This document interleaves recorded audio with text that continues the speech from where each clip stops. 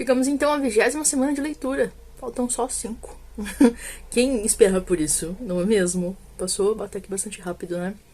Essa semana foi uma semana um pouco impaciente para mim, porque a gente tá chegando finalmente no ápice do livro, né? Então a gente já teve ali uma reunião grande de personagens, são acontecimentos preparatórios, né, pro acontecimento principal, né? E eu já comecei a ficar um pouco impaciente, porque eu quero que vai logo, e aí o Vitor Hugo fica fazendo muitas descrições, e eu fico nessa briga interna, né? De adorar a escrita dele, mas ao mesmo tempo de querer chacoalhar e falar, vai logo, homem. Mas tá sendo maravilhoso assim mesmo. Então a gente começou no livro nono, né? Para onde vão eles? O primeiro capítulo é Jean Valjean, e aí a gente descobre o porquê, né? Do Jean querer se mudar. E aqui a gente acompanha ele então se vestindo de operário, e aí ele acaba encontrando o Thénardier na rua, né? E esse é um dos principais motivos, né, para a mudança deles. E aí diz assim, né, no terceiro parágrafo. Além do mais, Paris não estava tranquila. As perturbações políticas ofereciam um inconveniente a quem quer que tivesse algo a esconder na própria vida, pois a polícia tornara-se em extremo inquieta e sombria, e podia-se muito bem, procurando um homem como Pepin ou Morey, descobrir um homem como Jean Valjean. Então, é uma soma de fatores, né? Além de ver o Thénardier, Paris estava nesse momento turbulento, ali impaciente também, tinha a questão do Marius, que escreveu o endereço no muro. E o Jean Valjean viu aquilo e achou um tanto esquisito, né? Uma linha gravada na parede, provavelmente com um prego. 16, Rua de la Verrerie. E aí, ele fica pensando que, né, realmente, ele diz assim, ó, é evidente que o jardim fora violado. Então ele começa a supor que o que a Cosette tinha ouvido, visto no jardim, não era só uma alucinação, uma sombra de uma chaminé, era uma pessoa. A gente, claro, já sabe quem é e por que ele tá lá. Mas o Jean não, né? Então ele só faz suposições. Eu achei um tanto esquisito dele não ter ficado lá nas sombras para ver quem era. Mas enfim, né? Vamos abraçar essa falha, pequena falha de Vitor Hugo. E deixa pra lá, faz de conta que a gente não percebeu isso. Então ele decide sair de Paris. E ele pretende, então, né, ir pra Inglaterra. O maior empecilho dele aqui é que ele precisa de um passaporte. E, né, ele precisa encontrar. Um dia também no jardim, acaba que uma pessoa joga pra ele um bilhetinho escrito mude-se, né? E acho que esse é o pontapé final para que ele realmente tome providências a respeito disso. Capítulo 2, Marius. A gente então acompanha Marius, que saiu lá da casa do avô, né? Entrara com bem pouca esperança, saíra com imenso desespero. Porque ele não conseguiu o que ele queria, né? Que era a autorização para que ele casasse com Cosette, né? A bênção do avô e, consequentemente, o dinheiro. Então, ele acaba ficando a ver navios.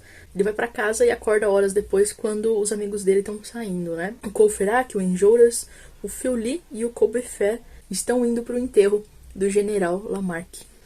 E isso tudo, né, começa a culminar em todas as barricadas que vão acontecer em Paris nesse dia. Mas Vitor Hugo ainda faz algumas voltas, né? Mário chega aí até a casa de Cosette, que tá vazia, e ele não encontra ninguém, e aí que o desespero aumenta. E uma voz chama ele na rua, né? Agora vai começar várias dessas jogadinhas, né? O Vitor Hugo vai deixando pistas de alguns personagens coadjuvantes, um tanto misteriosos, mas que a gente já consegue supor todos eles quem são. E alguém chama o Marius, né? Senhor Marius, o senhor está aí? E aí ele responde que sim, né? Senhor Marius, seus amigos o esperam na barricada da rua de la Chanvrerie, que é onde tinha, né, aquela taverna onde eles frequentavam, eles se encontravam. E a gente corta, né, pro capítulo 3, Senhor Mabeuf. Vê como a gente tá pulando de personagem em personagem? Jean Valjean, Marius, Mabeuf. E a gente vai continuar pulando de personagem em personagem nessa parte toda. Então a gente vai fazer, né, uma junção de todos eles. Acontece que o Sr. Mabeuf, contra todas as probabilidades, não aceitou o dinheiro que o Gavroche jogou nele. Né, o dinheiro que levou a bolsa ao comissário de polícia do quarteirão. Ele então entregou para a polícia para que quem tivesse perdido reivindicasse. Não foi o caso, porque Jean não ia atrás disso, né? É óbvio que ele continuou, então, né, a falência dele veio de vez. Aqui diz que ele devia os salários da governanta, agora, como já vimos, devia o aluguel da casa. Ele já não tinha o que comer, comia, assim, pouquíssimo e precariamente. E aqui na página 1424, o narrador diz assim: a miséria de uma criança interessa a uma mãe. A miséria de um rapaz interessa a uma jovem. A miséria de um velho não interessa a ninguém. Contudo, o velho Mabeuf não havia perdido ainda sua serenidade de criança. Suas pupilas ainda brilhavam quando as fixava sobre os livros, e ele sorria ao contemplar o Diógenes Laércio, exemplar único. O armário envidraçado era o único móvel que conservara. Fora o absolutamente indispensável. Esse é o pesadelo de todo leitor, o que vai acontecer a seguir, né? E eu fico pensando, a gente vai acabar assim? Mas o que acontece é que o dinheiro realmente acaba e ele se vê diante daquilo que ele não queria, né? Se as últimas coisas que sobraram foram os livros, é porque ele queria conservá-los. Mas chega ao ponto de que ele também tem que abrir mão de todos eles. Então a gente começa aqui, né? A Madame Plutarco diz que não tem nada pro jantar, né? E aí ele pergunta para comprar fiado, ela diz que não. Então Mabeuf abriu o armário, olhou por muito tempo todos os livros, um após o outro, como um pai que, obrigado a matar os próprios filhos, os contemplaria antes de escolher. Depois, de repente, pegou um, meteu-o debaixo do braço e saiu. Voltou 2 horas depois, sem nada debaixo do braço, colocou 30 soldos em cima da mesa e disse: aí está para o jantar. A partir desse momento, Madame Plutarco viu cair sobre o rosto cândido do velho um véu de tristeza que nunca mais o deixou. Volume a volume, toda a biblioteca foi consumida. Às vezes ele dizia: afinal, já tenho 80 anos, como se tivesse uma esperança oculta de chegar ao fim de seus dias antes de chegar ao fim de seus livros. Acho que essa frase é a mais tocante, né? Mas é muito triste a situação do Mabeuf. E de várias formas ele mesmo que causou, né? Porque ele não pegou a droga do dinheiro e não usou. Mas tudo bem, né? Acaba então que a criada fica doente, né? E ele precisa comprar os remédios para ela. Porque no final das contas eu acho que a relação de patrão-empregado até já extrapolou, né? Ele não paga ela há anos. E virou muito uma coisa de companheirismo, né? Dos dois dividirem a casa, a comida que tem e, enfim, a companhia um do outro. E aí ele se vê nessa situação, ela doente, e ele vende, então, o último livro dele, que era esse que ele guardava com tanto carinho, né? O Diógenes Laércio. E acho que é o título do livro, mas eu fico imaginando um livro com nome, né? Sabe quando a gente põe nome no carro, põe nome nas coisas? Fiquei imaginando colocar o nome do livro dele, de Diógenes Laércio. Quase imagino ele uma pessoa já, um livro com perninhas e bracinhos que anda por aí, né? Mas esse que ela fica doente, ele é obrigado a vender então o último livro, né? A última preciosidade dele. E ele cai em desgraça, né? E enfim ele sai pela rua. Quando ele escuta os sons, né? No dia 4 de junho de 832, foi à porta de Saint-Jacques, a casa do sucessor de Royal, e voltou com 100 francos, que é quando ele vende o último livro, né? No dia seguinte, logo ao amanhecer, sentou-se na pedra que havia em seu jardim, por cima da sebe. Teriam podido vê-lo ali durante toda a manhã. À tarde ouviu-se um barulho estranho em Paris, talvez tiros e clamores de uma multidão. E aí um homem passa e diz que são arruaças, né, do lado do arsenal. E ele sai a esmo andando por Paris. Então a gente tem mais esse personagem somado aí, né? O livro 10º, 5 de julho de 832, a gente vai ter então mais um dos ensaios do Victor Hugo, dessa vez a respeito da revolta, da revolução, tem um outro nome que ele usa aqui, que é insurreição, é o outro nome, né? Mas vai falar sobre essas diferenças que ele quer impor daqui, né, e afastar uma da outra. E ele começa assim, né? De que se compõem as revoltas? De nada e de tudo. Da eletricidade desprendida pouco a pouco, da chama subitamente revivida, de uma força sem objetivo, de um sopro que passa. Esse sopro encontra cabeças que pensam, cérebros que sonham, almas que sofrem, paixões ardentes, misérias gritantes, levando-os atrás de si. E aí ele vai fazer todo esse ensaio nessa dissertação sobre a revolta e o que teria levado a ela, né? Que ela seria uma continuação, então, da revolta de 830, que depois, então, a casa dos Bourbon, e colocou Luís Felipe no poder, mas que ainda, né, não existia satisfação, porque queriam a república, né? Então, basicamente, ele vai tratar aqui também dos republicanos, durante agora uma grande parte, e de como começa essa revolta, né, de 32. Mais pra frente ele diz assim: quem quer que tenha na alma uma revolta secreta contra um fato qualquer do Estado, da vida ou da morte, já está à beira da revolta, e quando esta aparece, começa a tremer e a se sentir levado pelo turbilhão. Tem muito dessa coisa das multidões, né, de uma coisa leva a outra, porque a revolta de 32 é gerada, né, causada pela morte do Lamarck, e toda a tensão. Ele faz um trabalho brilhante criando essa tensão pra gente, né? Por mais que o trabalho histórico dele nesse sentido, né, nesse trecho, para falar sobre a revolução, essa revolta, né, que não foi bem sucedida. Como ele mesmo diz aqui, né, a revolta reforça os governos que não conseguem destruir. Então não se torna uma revolução, né, fica só como uma revolta. Mas ele faz um trabalho ótimo criando essa tensão pra gente e mostrando mesmo através de ficção, porque não existe, imagino, dado suficiente. Não, é até difícil de a gente encontrar.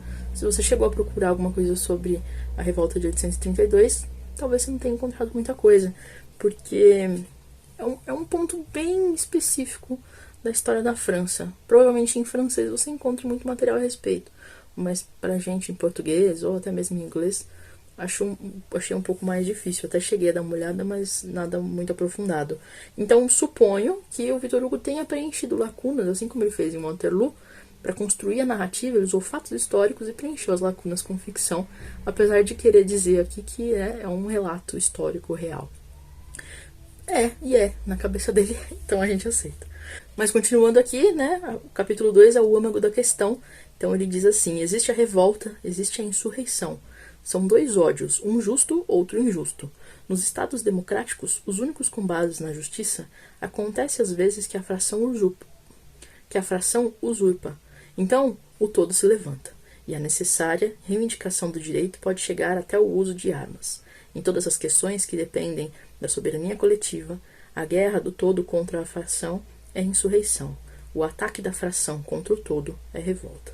E mais pra frente ele diz, né, a insurreição só é possível quando se caminha para frente. Qualquer outra perturbação é má. Todo passo violento para trás é revolta. Recuar é um golpe contra o gênero humano. A insurreição é o acesso de furor da verdade. As pedras que remove espalham a centelha do direito. E a gente já sabe qual é o resultado, né? É uma revolta. Então não passa mais pra frente, passa pra trás. Mas todo esse episódio serve ao propósito do livro, que mais pra frente a gente vai ver, né? Todos os desdobramentos. Ele chega então, aqui tá na página 1442, a um consenso do que é, né, o 1832. É uma insurreição. E aí ele diz assim: esse movimento de 1832 teve, em sua rápida explosão e em sua triste extinção, tanta grandeza que os mesmos que o consideram simples revolta o comentam com respeito. Para eles, é como que um resto de 1830. As mentes comovidas, dizem eles, não se acalmam num só dia. Uma revolução não se extingue de um só golpe. Ela tem sempre, necessariamente, alguma ondulação antes de voltar ao estado de paz. Então é como que uma última centelha da Revolução de 30, né? Ficou ali para trás esse pedacinho e virou 32. No finalzinho aqui do capítulo 2 ele diz assim: nós iremos, portanto, pôr à luz, entre particularidades conhecidas e publicadas, coisas completamente inéditas, fatos sobre os quais passaram o esquecimento de uns e a morte de outros. A maioria dos atores dessas cenas gigantescas desapareceu. Já no dia seguinte estavam calados. Mas sobre o que vamos contar, podemos dizer, nós o presenciamos. Mudaremos alguns nomes, pois a história conta e não denuncia, mas falaremos sobre coisas reais. Nas condições do livro que estamos escrevendo, mostraremos somente um lado, um episódio, com certeza dos menos conhecidos, dos dias 5 e 6 de junho de 1832. Mas o faremos de tal modo que o leitor possa entrever, sob o sombrio véu que vamos levantar, a figura real dessa terrível aventura pública. E é muito interessante como ele frisa a todo momento a coisa de ser real. Nós presenciamos, né? Então ele quer transformar essa ficção que ele preenche as lacunas em história, né? Mas tudo bem, a gente deixa mais ou menos. E aqui tem uma nota de rodapé importante que diz assim, ó: em 1832, Victor Hugo, então com 30 anos, não tomou parte no movimento revolucionário. Depois, sim, em 1848 e em 1870. Então ele não participou efetivamente, né, da revolta de 32.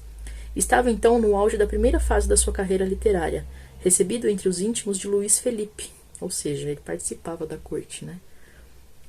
Moderado em política, era um dos ídolos populares, pois escrevera Marion Delorme e Leroy Amuse, em que os reis da terra eram retratados com todas as suas fraquezas humanas, o que não podia deixar de agradar ao povo, descontente com a situação política vigente. Durante a eclosão também, né, da revolta, no dia 5 e 6, né, acho que é no dia 5, o Victor Hugo estava nas Tuileries, e ele, assim como o Sr. Mabeuf, ouve, né, a coisa toda começar a acontecer. E ele vai lá observar e toma notas. E assim, anos depois, né, 30 anos depois, surge essa cena nos Miseráveis. Então, de alguma forma, ele foi realmente um espectador. Mas é aquela coisa, né, o que é real, o que não é. Eu procurei alguns pontos aqui pra ver se eu consegui alguma confirmação, mas é muito difícil porque é muito específico, né. Então, seguimos com a leitura.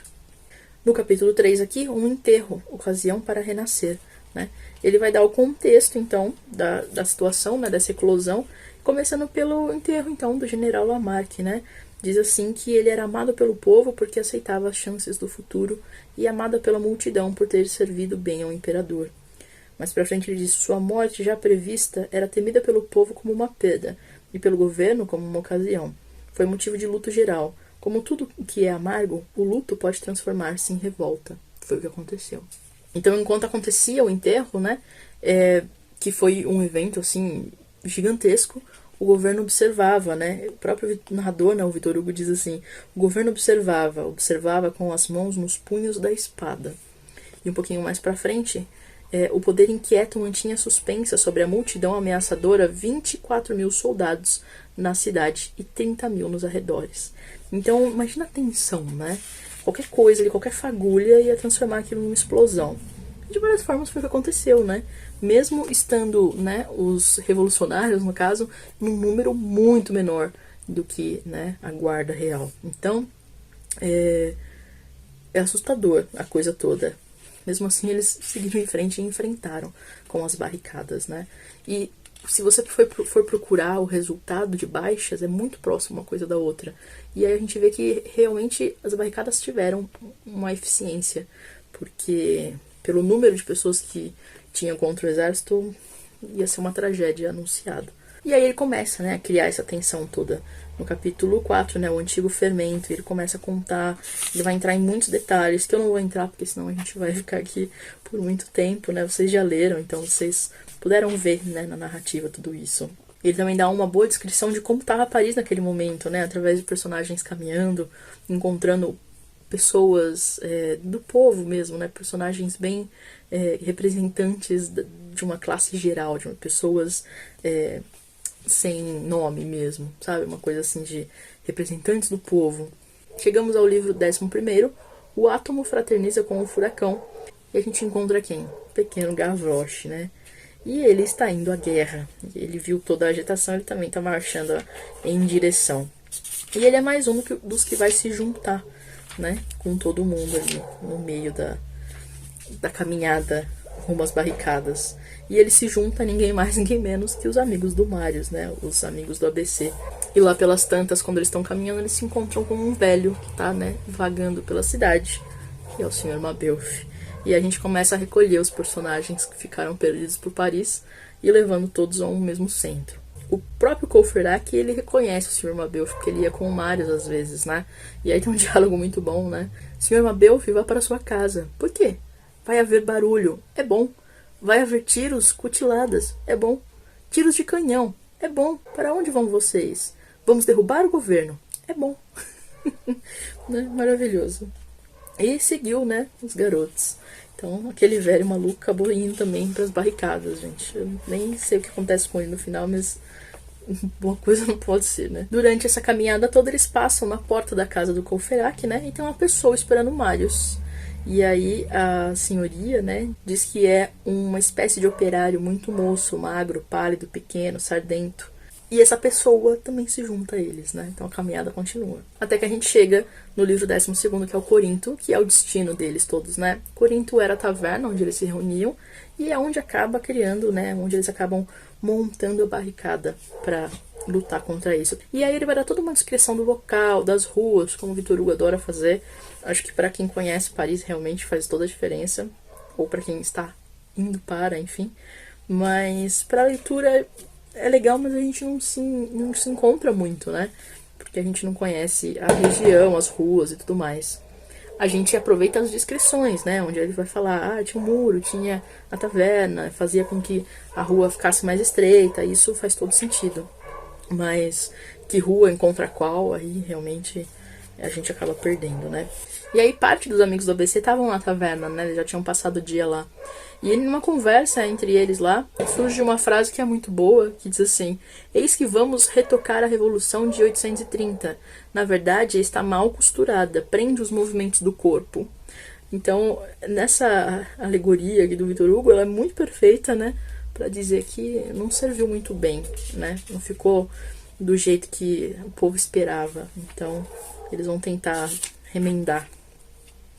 Eis que todo mundo chega lá, então, né? Essa grande passeata chega até o Corinto e eles começam a formar a barricada.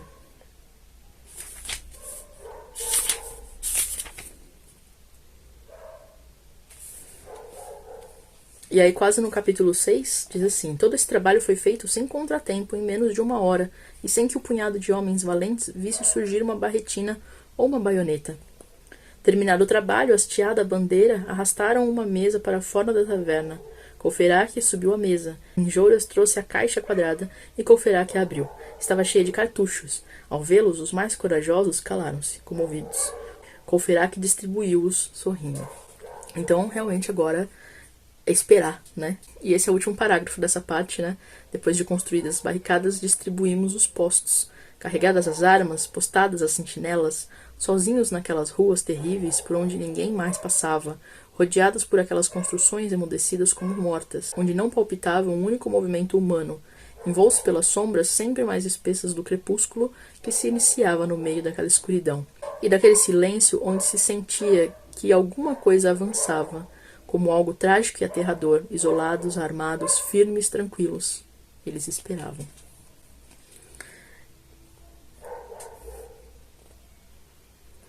E o capítulo seguinte ainda Victor Hugo fanfarrão, né? Nestas horas de espera o que faziam? É preciso dizê-lo, pois tudo pertence à história. Então ele vai ser bem específico, ele vai falar de como eles cantavam, do que eles estavam fazendo, de como aqueles 50 homens esperavam 60 mil, de como o próprio Gavroche acabou descobrindo um espião entre eles, e para nossa surpresa, quem é o espião, não é? Aqui está na página 1516, eles perguntam, quem é você? E ele responde: sou o agente da autoridade. Como se chama? Javert. Então, é isso, né? Tá todo mundo se encontrando. Um pouquinho mais pra frente também a gente conhece um outro personagem, né? Le Cabuc. E a gente descobre que ele se juntou aos amigos em um certo momento. Aí a gente tem um episódio lá dentro da barricada, né? Que ele queria usar uma casa, né? Como um lugar para atirar. E tem toda uma cena muito doida, né? Porque esse homem acaba matando o morador, né? O porteiro da casa. E o Enjolras acha aquilo o fim da picada e mata o homem. Então é uma cena muito interessante, né? Mas também tão interessante quanto o resultado da cena. Eu não sei ainda o motivo dela aqui, se é só pra dizer realmente, como o próprio Enjolras diz, né? Ele matou e por isso eu o matei. Tive de agir assim, porque a insurreição deve ter disciplina. Então eu imagino que possa ser isso. O Victor Hugo colocou ali para mostrar um caráter realmente do movimento. Mas esse personagem também é um personagem importante, né? Porque quase no finzinho diz assim: digamos de uma vez que mais tarde, depois da batalha, quando os cadáveres foram transportados para o necrotério e revistados, encontrou-se em Le Cabuc uma carta de agente de polícia. O autor deste livro teve entre suas mãos, em 1848, o relatório especial feito a respeito ao chefe de polícia de 1832. Acrescentemos ainda, se dermos crédito a uma tradição da polícia estranha, mas provavelmente bem fundada, que Le Cabuc era Claquesous. A verdade é que a partir da morte de Le Cabuc não se ouviu mais falar em Claquesous. Claquesous desapareceu sem deixar nenhum indício. Parecia ter se amalgamado ao invisível. Sua vida fora feita de trevas, sua morte de noite. E vocês lembram quem é, né? Tem até uma nota nessa edição dizendo assim, ó: como o leitor deve estar lembrado, Claquesous, um dos malfeitores que participavam da cilada contra Jean Valjean, desapareceu misteriosamente, sem que o próprio Javert pudesse explicar sua fuga. Então, realmente, ele está envolvido com a polícia, né? E é aqui que acaba, porque aí a próxima parte é Marius entra na sombra e fica para a semana que vem, né, que a gente vai ler. São 3 livros, então Marius entra na sombra, A Grandeza do Desespero e A Rua do L'Homme Armé. Mas é isso, 21ª semana, faltam 5 semanas só, gente. A gente tá acabando muito o livro, né? Falta isso de leitura só. E agora o bicho vai pegar. Aquele momento, né? A gente tá realmente entrando na ação do livro. O que não vai impedir Victor Hugo de colocar várias descrições e pequenos ensaios e tratados, assim como ele fez com a questão, né, de ser uma revolução, uma insurreição. Ele vai fazer de novo com um outro tema que é bem interessante, mas a gente conversa sobre isso no futuro, ok? Até a semana que vem.